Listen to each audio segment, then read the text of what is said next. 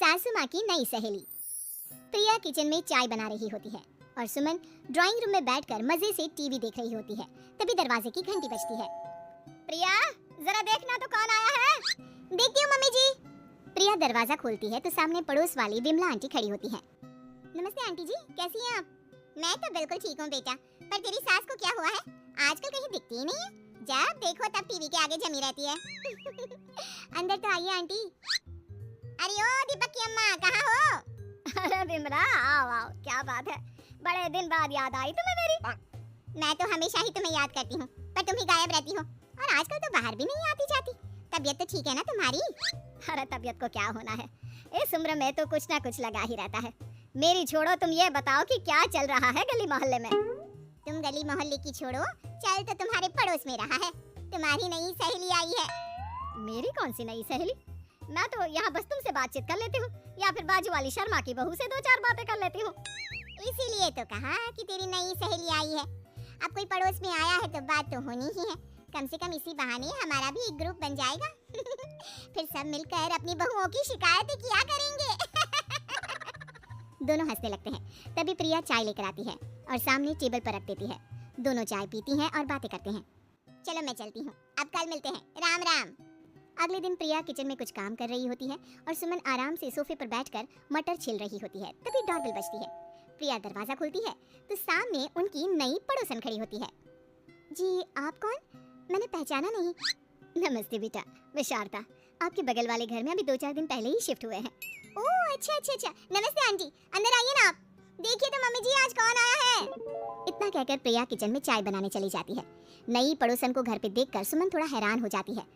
नमस्ते बहन जी, मैं शारदा, आपकी नई पड़ोसन। अच्छा अच्छा, आप हैं हमारी नई पड़ोसन। आइए आइए, और बताइए कैसी हैं आप? जी बिल्कुल ठीक हूँ। वो दरअसल घर पर छोटी सी पूजा रखवाई थी, बस उसी का प्रसाद देने चली आई। सोचा इसी बहाने नए पड़ोसियों से भी मुलाकात हो जाएगी। ये तो बहुत अच्छा सोचा आपने। सुमन प्रिया को आवाज लगाती है। अरे ओ बहू, जरा चाय पानी का तो आके पूछ लो। ये आजकल की बहुएं भी ना, जब तक बोलो नहीं तब तक कुछ नहीं करेंगी। आई मम्मी जी। प्रिया चाय लेकर आती है। दोनों बैठकर चाय पीती हैं और खूब सारी बातें करती हैं। अच्छा बहन जी, अब मैं चलती हूँ, फिर मिलते हैं। अब तो आना जाना लगा ही रहेगा। शारदा के जाने के बाद प्रिया किचन से बाहर आती है। क्या बात है मम्मी जी, आप दोनों को देखकर तो लगा ही नहीं कि पहली बार मिल रही हो। आप दोनों तो बिल्कुल बिछड़ी हुई सहेलियों की तरह बातें कर रही थी। अरे जब दो औरतें मिल जाती है ना, तो बातें अपने आप ही निकल आती है। अब तू अपने काम पर ध्यान दे, बातों पे नहीं। ऐसे ही कुछ दिन बीत जाते हैं। अब सुमन और शारदा अच्छी सहेलियां बन गई होती हैं। दोनों एक साथ मंदिर जाती, मार्केट जाती और कभी कभी तो विमला भी इनके साथ मिलकर खूब हंसी ठिठोली करती। एक शाम तीनों बैठकर सुमन के घर पर चाय पी रही होती है कि तभी बहुत तेज बारिश शुरू हो जाती है। सुमन जोर से प्रिया को आवाज लगाती है। प्रिया, ओ प्रिया, देख कितनी तेज बारिश हो रही है।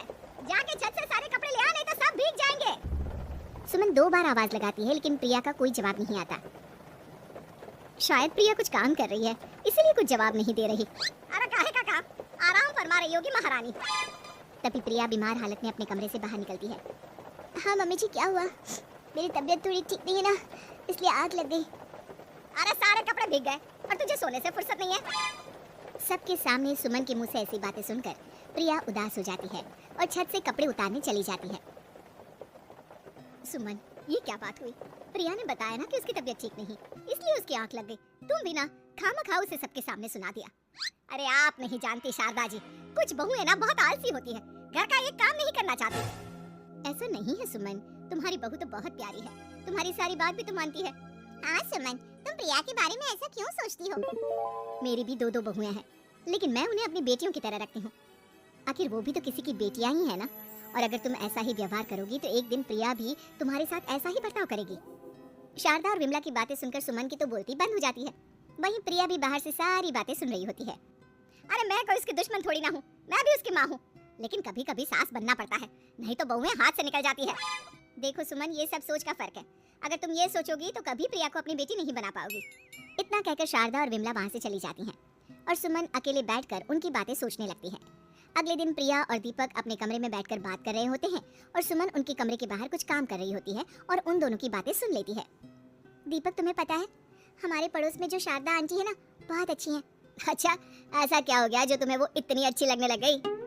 कुछ खास नहीं, बस कल जब मम्मी जी मुझे सबके सामने सुना रही थी तो शारदा आंटी ने मेरा साथ दिया।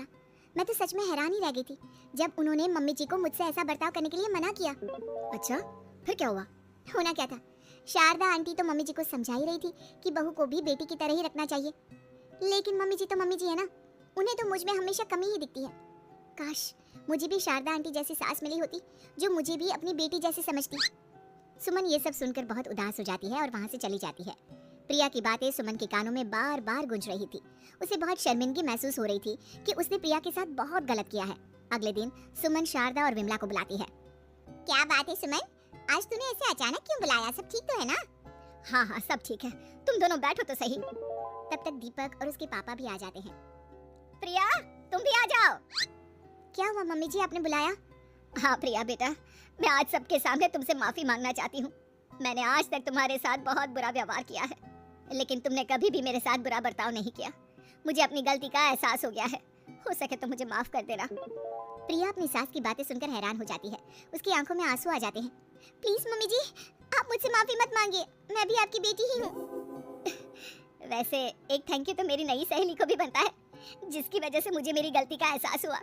शारदा बहन, आपका बहुत बहुत शुक्रिया जो आपने मेरी आंखें खोल दी। अरे क्या सुमन, तुम भी ना? तो फिर इसी बात पर चाय और पकौड़े हो जाए? हाँ हाँ, क्यों नहीं।